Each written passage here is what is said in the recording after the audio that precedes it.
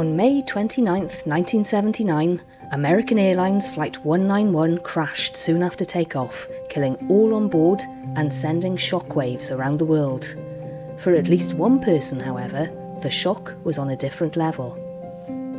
For 10 nights in a row, 23-year-old Cincinnati office manager David Booth had been haunted by the same nightmare. In it, he saw an airliner veering off a runway, flipping over, and then erupting into a fireball.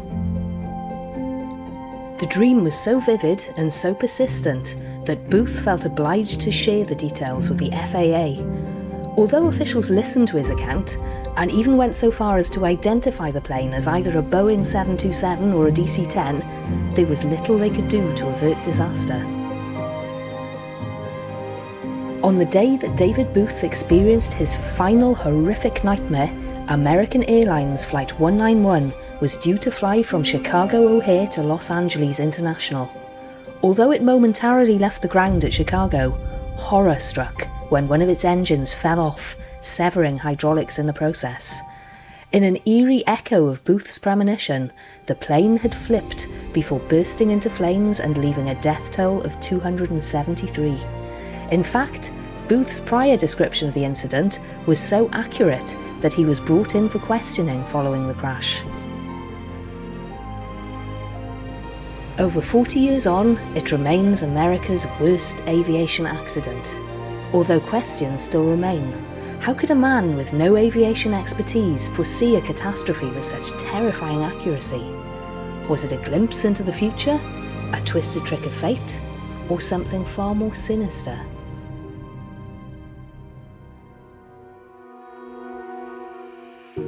Precognition, or knowing an event is going to happen before it takes place, is something that's existed since the dawn of time and continues to evoke fear and fascination. Although there is no known scientific mechanism to explain this strange phenomenon, the sheer volume of convincing reports suggests there might be more to these experiences than pure coincidence. In this video, we'll look at some of the lesser known, but no less significant, instances of scary premonitions that came true. From a frontman who fulfilled his own prophecy, to wild weather, sinking ships, and those who cheated death and survived with panache. Make yourself comfortable and prepare to be chilled to the bone. Is it possible to change the course of fate if we're given advance notice of a deadly event? Former Lynyrd Skynyrd frontman Ronnie Van Zant would have argued that it wasn't. In fact, almost everyone who knew Ronnie had become tired of hearing him claim that he wouldn't live to 30. By the evening of October the 20th, 1977, the band was riding high on its success, with 5 albums under their belt, as well as hits such as Sweet Home Alabama and Free Bird. They were due to perform at the Louisiana State University, but no one was enthusiastic at the prospect of boarding their private plane. It was understandable. Just 2 days previously, one of the engines of the 30-year-old Convair 240 had caught fire at 12,000 feet. Guitarist Alan Collins voiced his unease, but Ronnie Van Zant was typically defiant in the face of danger. "Hey, if the Lord wants you to die on this plane, when it's your time, he was heard saying as he boarded the plane. For someone who was now just a few months short of his 30th birthday, it was a remarkably cavalier attitude to take, almost as though Van Zant was tempting fate. He succeeded. Just under 2 hours into the flight, both engines of the plane failed, sending it careering into a forest near Gillsburg, Mississippi at a catastrophic 90 miles per hour. Miraculously, some of those on board survived, but Ronnie Zant wasn't among them. Fulfilling his own prophecy, he died 87 days before his 30th birthday. In another twist of fate, it soon became clear that the cover for Lynyrd Skynyrd's 5th album needed to be changed. The central image of Ronnie Van Zant against a burning background with his eyes closed was considered too painful a reminder of the frontman's eerily timed demise.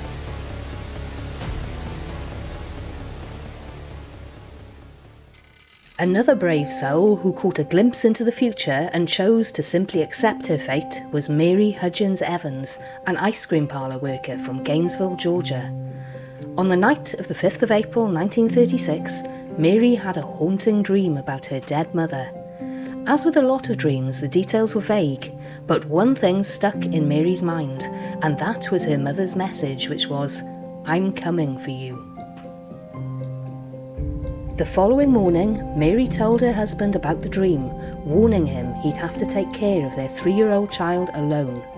There is no record of his response, but Mary, ever dutiful, headed off to work as normal that day.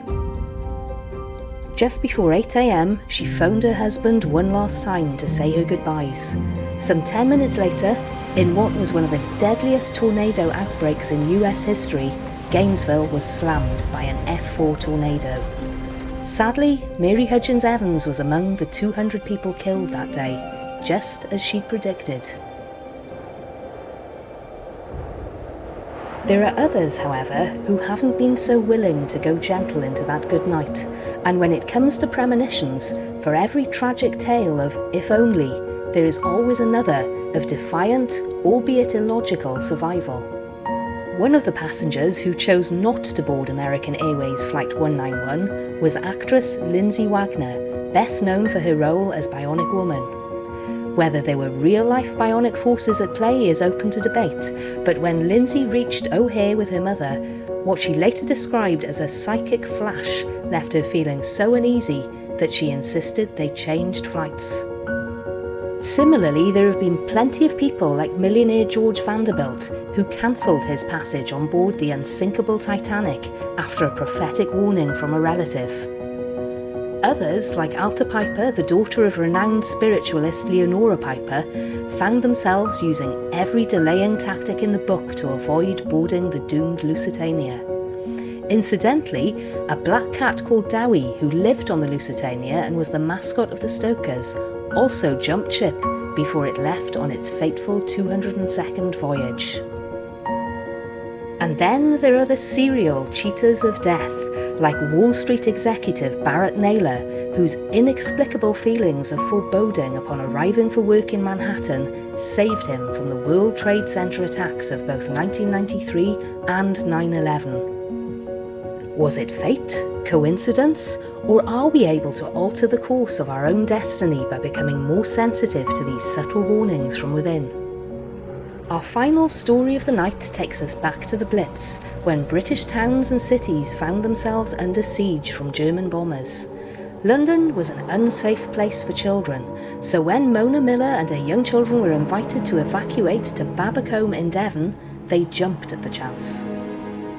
When they arrived, however, Mona couldn't quite shake the illogical feeling that they would have been safer staying put. They were happy enough during their stay, but every day over the course of the next 4 months, a small voice in the back of Mona's head told her to return to London. Eventually, on a Saturday in late 1942, Mona could stand it no longer and decided the time had come to take the children back to their home in the capital.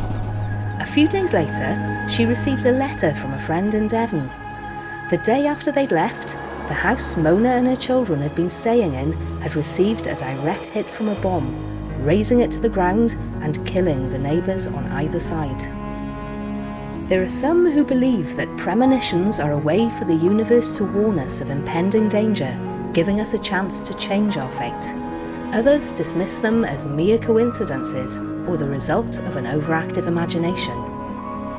Regardless of your beliefs, you might want to pay attention the next time you have a strange feeling about something. After all, you never know what the future holds.